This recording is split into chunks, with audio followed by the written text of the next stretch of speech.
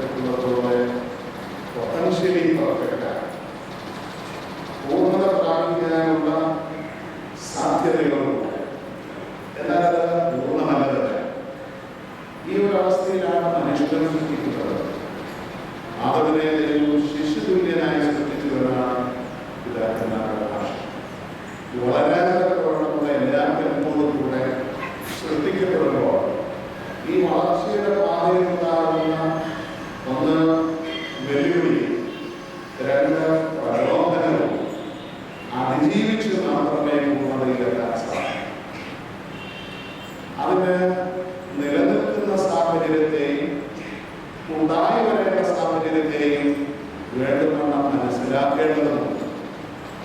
അവിടെ സ്വാഭാവികമായും ഇന്നല്ല പ്രധാനപ്പെട്ടത് നാളുകളാണ്.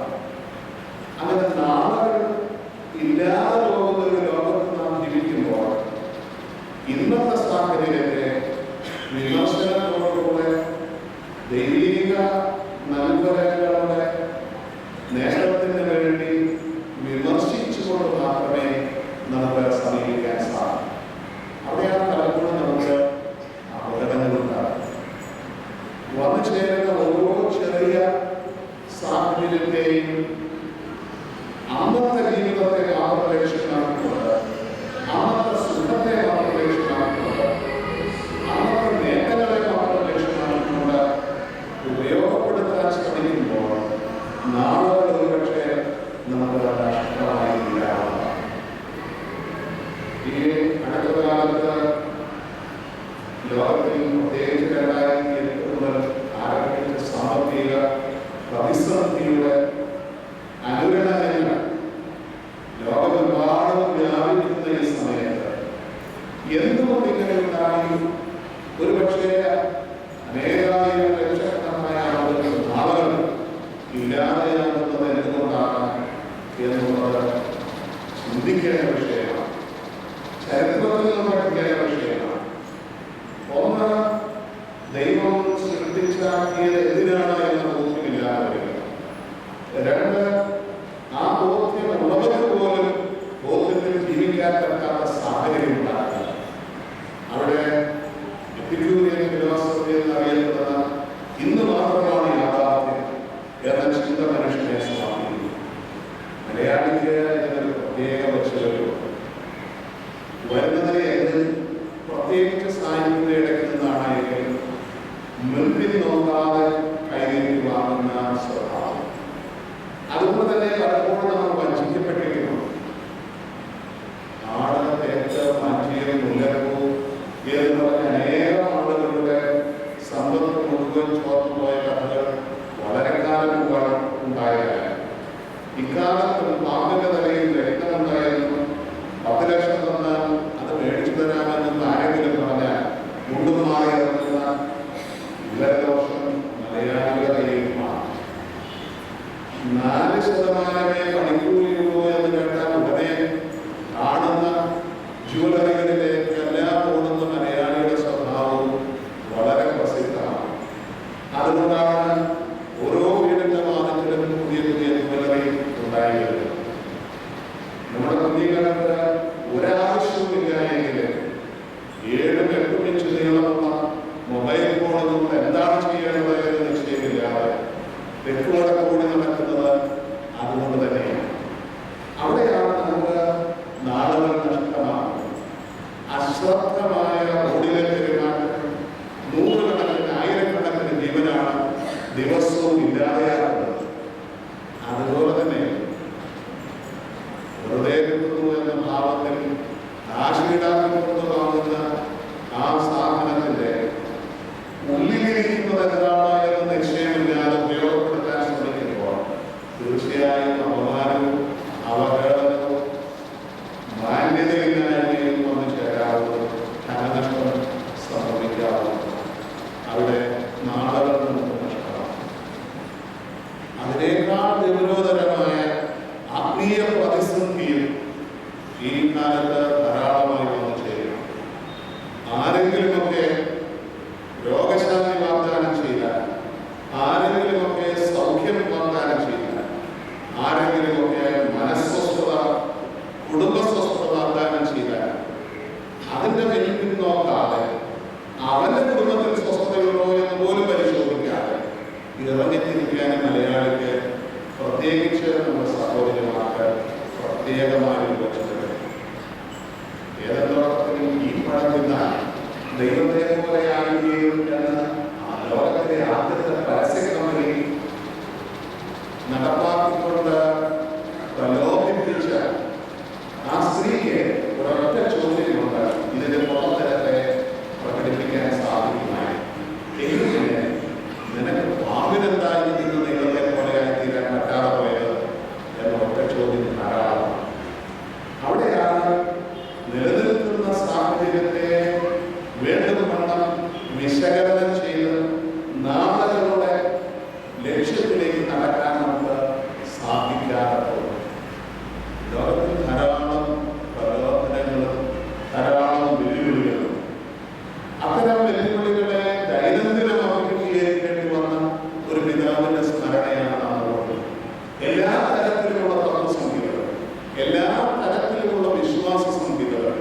എല്ലാ തരത്തിലുമുള്ള ആളുകൾ നിറഞ്ഞിരുന്ന നിസ്സീമിയിലായാലും അദ്ദേഹത്തിന്റെ പോയി താമസിക്കേണ്ടി വന്ന് എവിടെയായാലും എന്താണ് അതിന്റെ ഉള്ളടക്കം എന്ന് പരിശോധിക്കാൻ തന്റെ വിശ്വാസത്തെ മുറുകെ പിടിക്കാനും അതിനെ പ്രകടിപ്പിക്കാനും അദ്ദേഹത്തിന് സാധിച്ചു എന്നുള്ളത് ഇന്നും നാളുകളെ അതിനപ്പുറത്തേക്ക് അനേകം നൂറ്റാണ്ടുകൾ രണ്ടാമത്തെ വരവ് വരെ അദ്ദേഹത്തെ സജീവനായി നിർത്തുമ്പോൾ അദ്ദേഹത്തിന് ഒരു ദിവസം പോലും നഷ്ടപ്പെടാത്ത ഒരവസ്ഥയിലേക്ക് അദ്ദേഹം പ്രവേശിക്കുകയാണ്. ഇതാണ് സത്യത്തിൽ എല്ലാ ക്രിസ്ത്യാനിക്കും എല്ലാ വിശ്വാസിക്കും വാഗ്ദാനം ചെയ്തിട്ടുള്ളത്. നാളുകളുടെ വാഗ്ദാനം കണ്ടാലും ലോകാവസാനത്തോളം ഞാൻ നിങ്ങളോട് ഉപയോഗിക്കുമെന്ന് സകല സത്യത്തിലെയും വിശുദ്ധാത്മാവ് നിങ്ങളെ വഴി നടത്തുന്നു എന്ന് പറയുമ്പോൾ ഇന്നത്തേതിന് അപ്പുറത്തേക്കുള്ള സാധ്യതയുണ്ട് എന്ന് ബോധ്യപ്പെടാൻ സാധിക്കും. ഇന്ന് തന്നെ എല്ലാം നിന്ന് തീർക്കണം, നാളെ ഉണ്ടാവില്ല എന്ന ധാരണയിൽ ജീവിക്കുന്ന മനുഷ്യർക്ക് മുമ്പിൽ അപ്രേരിതാവ് തീർച്ചയായും വലിയൊരു സൂചനയും ഉപദേശവും നിർദ്ദേശവുമാണ്. അതുകൊണ്ടാണ് അദ്ദേഹത്തെ നൽകാനെന്ന് വിളിക്കുന്നത്. നൽകാനും പഠിപ്പിക്കുന്നവനാണ്. പഠിപ്പിക്കുന്നവർ പ്രാഥമികമായി പഠിച്ചവനായിരിക്കണം. അതുകൊണ്ടാണ് 1912 പാശ്ചാത്യ സഭ പോപ്പിന്റെ നിർദ്ദേശത്തോടുകൂടി അദ്ദേഹം the doctor of the church എന്ന് അദ്ദേഹത്തിന് നാമകരണം ചെയ്യാൻ ഇടയായിരുന്നു. സഭയുടെ പഠിതാവാണ് അദ്ദേഹം. പഠിക്കാത്ത ഒരുവനും തീർച്ചയായും മറ്റുള്ളവരെ പഠിപ്പിക്കാൻ സാധിക്കും. അങ്ങനെ ഉണ്ടായ അധ്യാപകന്റെ വിവരക്കേട് വിദ്യാർത്ഥിയുടെ വിവരമായിരിക്കും.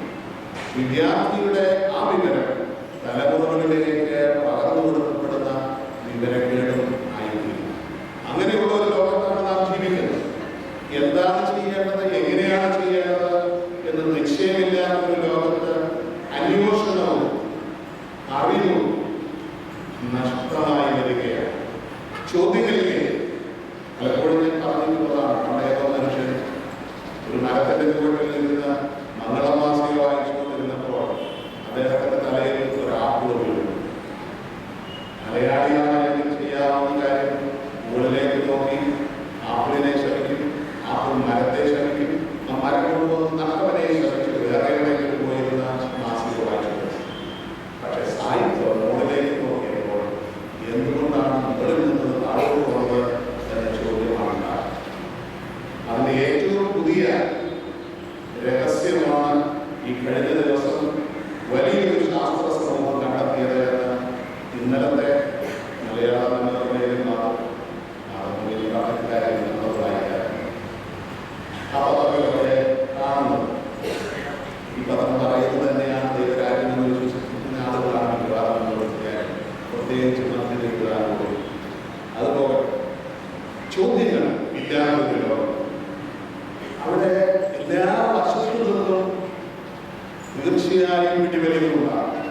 അവിടെ ഉണ്ടാകുന്നത് ആശയക്കുഴപ്പമാണ്. എന്താണ് ഞാൻ ചെയ്യേണ്ടത്, എന്താണ് ശരി, എന്താണ് എൻ്റെ വിഹിതം എന്നത് സംബന്ധിച്ച് ആശയക്കുഴപ്പം ഉണ്ടാവുകയും അത് മനുഷ്യനെ ചിന്താക്കുഴപ്പത്തിലാക്കിയിട്ട് വിഭ്രാന്തി വരെ ഒരു പക്ഷേ എത്തിക്കുകയും ചെയ്യും. പക്ഷേ വ്യക്തമായ അന്വേഷണങ്ങളിലൂടെ പുളിയെ തിരിച്ചറിയുകയും ഉള്ളടക്കത്തെ വിവച്ഛേദിക്കാൻ കഴിവ് നേടുകയും ചെയ്യുമ്പോൾ നമുക്ക് ആളുകൾ തീർച്ചയായും ഉണ്ടാകും. അത് വിദ്യാഭ്യാസത്തിന്റെ മേഖലയിലാണ്, അത് മൊഴിയുടെ മേഖലയിലാണ്. ഒരു കാലത്ത് ഒരു 15 വർഷം മുമ്പ് ആളുകളെല്ലാം വിശ്വസിച്ചിരുന്നു Y2K എന്ന് പറയുന്ന അമേരിക്കക്കാർക്ക് വിവരക്കേട് വെച്ചുകൊണ്ട് എഞ്ചിനീയറിംഗിന്, അതും കമ്പ്യൂട്ടർ എഞ്ചിനീയറിംഗിന് പോയാൽ ലോകത്തിലെ സകല സൗഭാഗ്യങ്ങൾ കൈയടക്കാം. 5000 രൂപയ്ക്ക് ജോലി ചെയ്യുന്ന വീട്ടുകാരുടെ പല എഞ്ചിനീയറിംഗ് കോളേജിൽ വിൽപ്പനയ്ക്ക്. കാരണം മുൻകൂട്ടി കാണാനും വിശകലനം ചെയ്ത് നിലപാടുകളിൽ എത്തിക്കാനും നമുക്ക് സാധിക്കില്ല എന്നുള്ളതാണ്. ഇപ്പോൾ ആളുകളെല്ലാം നിഗ്രോയിലാണ്. അവിടെ ആൾക്കൂട്ടം വർദ്ധിക്കുകയും അനേകം പരിധികൾക്കുകയും ചെയ്യാവുന്ന ആളുകൾ ഉണ്ട് എന്നതും ഉണ്ടാകുകയാണ്. അത് തന്നെയാണ് പല ആളുകളും കോട്ടയത്തും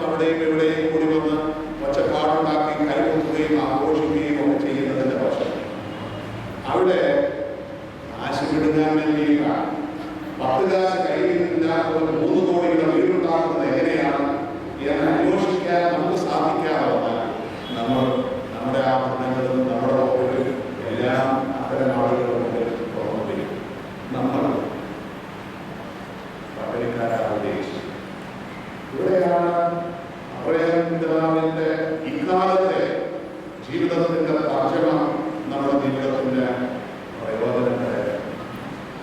അങ്ങനെ പ്രയോജനപ്പെടുത്താൻ ശ്രമിച്ചാൽ അനേകം തത്വസംഹിതകളുടെ, അനേകം വിശ്വാസ വൈകല്യ പ്രകടനങ്ങളുടെ, പഠിപ്പിക്കലുകളുടെയും മതത്തിൽ എവിടെ ചെന്നാൽ അത് എരേസായാലും നെസീമിലായാലും തന്റെ വിശ്വാസത്തെ മുറുകെ പിടിക്കാനുള്ള കൽപ്പ് നേടുന്നത് മറ്റുള്ള വിശ്വാസങ്ങളെ ഇടതിരിച്ച് പരിശോധിക്കാൻ അദ്ദേഹത്തിന് സാധിച്ചിട്ടുണ്ട്. വിശ്വാസം എന്നുള്ളത് ദൈവവിശ്വാസത്തിന്റെ മാത്രം വിഷയമാണ്. നമ്മുടെ ജീവിതത്തിലുള്ള വിഷയം, ബന്ധങ്ങളിലുള്ള വിശ്വാസം, നമ്മുടെ തൊഴിലിലുള്ള വിശ്വാസം, നമ്മുടെ പഠനത്തിലുള്ള വിശ്വാസം, നമ്മുടെ ബന്ധങ്ങളിലുള്ള വിശ്വാസം, ഇതെല്ലാം ഇടതിരിച്ച് പരിശോധിക്കാൻ വിവേകപൂർവ്വം നാളുകളെ നഷ്ടപ്പെടുത്താത്ത നിലപാട് സ്വീകരിക്കാൻ സാധിക്കണമെങ്കിൽ ചോദ്യങ്ങളുണ്ടാകും. പക്ഷേ എന്തുകൊണ്ടോ മലയാള ചെറുപ്പത്തിലെ പിള്ളേരെ പറയുന്നത് എന്താണ് പറയുന്നത് കേട്ടോ എന്നാണ്. അവിടെ അടങ്ങിപ്പോവുകയാണ്. ഇനി മിണ്ടുന്നത് അപകടമാണ് എന്ന തോന്നലുണ്ടായാൽ പിന്നെ ആരും മിണ്ടാൻ തയ്യാറാവില്ല. പക്ഷെ മിണ്ടാത്ത സാഹചര്യത്തിൽ മുതലെടുപ്പ് നടത്തുന്ന, നേട്ടങ്ങൾ ഉണ്ടാക്കുന്ന ആളുകൾ തീർച്ചയായും ധാരാളമുണ്ടാകും. ഞാനൊരു പ്രസിദ്ധനായ സുവിശേഷകന്റെ വീഡിയോ യൂട്യൂബിൽ കണ്ടപ്പോൾ അദ്ദേഹം 100 ആളുകളുടെ സൗഖ്യമാക്കുന്നു. ആ കൂട്ടത്തിൽ ഒരാൾ പാണ്ടുവന്ന ഒരാളെയും പാണ്ടുവന്ന ഒരാളെയും സൗഖ്യമാക്കുന്നു. പക്ഷെ ഞാൻ ആ സുവിശേഷകന്റെ മുഖത്തേക്ക് നോക്കിയപ്പോൾ മുഴുവൻ വെള്ളപ്പാടാണ്. രോഗി തിരിഞ്ഞു നിന്നിട്ട് വൈദ്യ ഇന്നെ തന്നെ സൗഖ്യമാകുക എന്ന് പറഞ്ഞിരുന്നുവെങ്കിൽ എന്താകുമായിരുന്നു അവസ്ഥ? 100 ആളുകൾ, 1000 ആളുകൾ. പക്ഷെ അദ്ദേഹത്തിന് നിൽക്കുമ്പോൾ ചോദിക്കുന്നില്ല എന്നുള്ളതാണ് അദ്ദേഹത്തിന്റെ വിജയം. നമ്മുടെ പരാതി ഇത് അത്രയിൽ നിന്ന് നാം പഠിക്കേണ്ടതാണ്. നിലനിൽക്കുന്ന സാഹചര്യത്തെ വിവേകപൂർവ്വം ദൈവാത്മനാത്മാവിനാൽ പ്രചോദിതമായി വിശകലനം ചെയ്യാൻ ഇടതിരിച്ച് സത്യത്തെയും മുരുകനെയും തിരിച്ചറിഞ്ഞ് നാളുകളെ ഉറപ്പാക്കാൻ സാധിക്കുക എന്നുള്ളത്.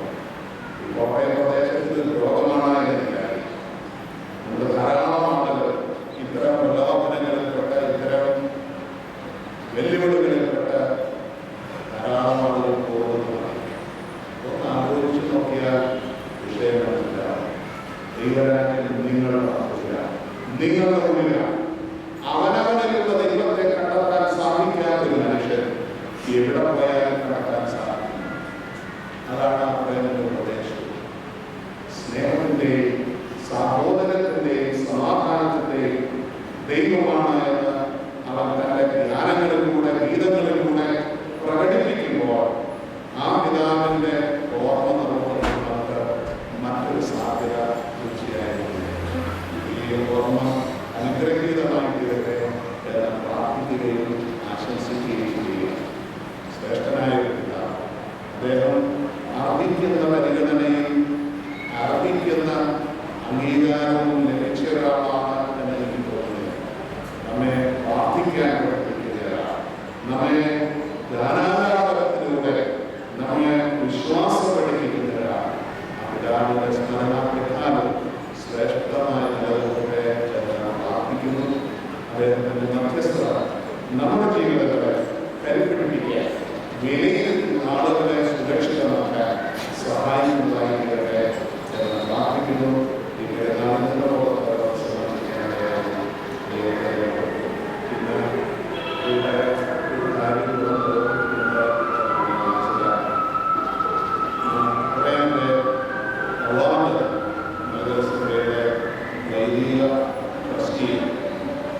പൗരാണികമായ ഉപദേശങ്ങളുടെ ഈ പുതിയ തലമുറയിലെ അംഗമായിരിക്കുന്ന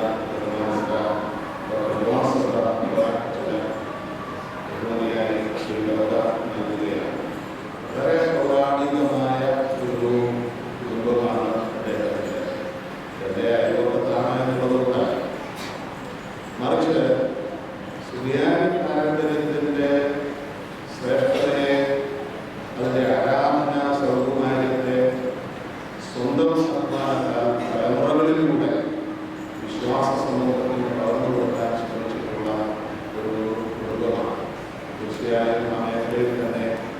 പുതിയ തലമുറയിലെ വിദ്യാഭ്യാസം നേടാൻ ആ മേഖലയിൽ തന്നെ ഉപദേഷ്ടാവായി നടത്താനായി പ്രവർത്തിക്കാൻ സാധിക്കുന്നു എന്നുള്ളത് അനുഗ്രഹീതമായ ഒന്നാണ്. ഡോക്ടർ മക്കളെ ഡോക്ടറാകാൻ സാധിക്കും, എഞ്ചിനീയർ മക്കളെ എഞ്ചിനീയറാകാൻ സാധിക്കും, കർഷകൻ സാധാരണ മക്കളെ കർഷകരാകാൻ, അച്ഛന്മാരെ സാധാരണ മക്കളെ ഡോക്ടറാക്കാനും എഞ്ചിനീയറാക്കാനും ശ്രമിക്കുമ്പോൾ ഈ ഉദാഹരണങ്ങളുണ്ട്. നമ്മളെ വൈദിക വൃത്തിക്ക് തന്നെ ഞങ്ങളെ കുറിച്ച് വൈദിക സാന്നിധ്യത്തിൻ്റെ മഹത്വം തങ്ങളുടെ മക്കളിൽ വിടണം എന്ന ബോധ്യത്തോടുകൂടെ പ്രവർത്തിക്കുന്ന ആ കുടുംബത്തെ ഇന്നത്തെ തലമുറയിലെ പ്രതിനിധിയായിരിക്കുന്ന തീർച്ചയായും ഓരോ ദൈവകൃപയ്ക്ക് വേണ്ടിയുള്ള പ്രാർത്ഥനയും സമർപ്പിക്കുകയും ചെയ്യുന്നു.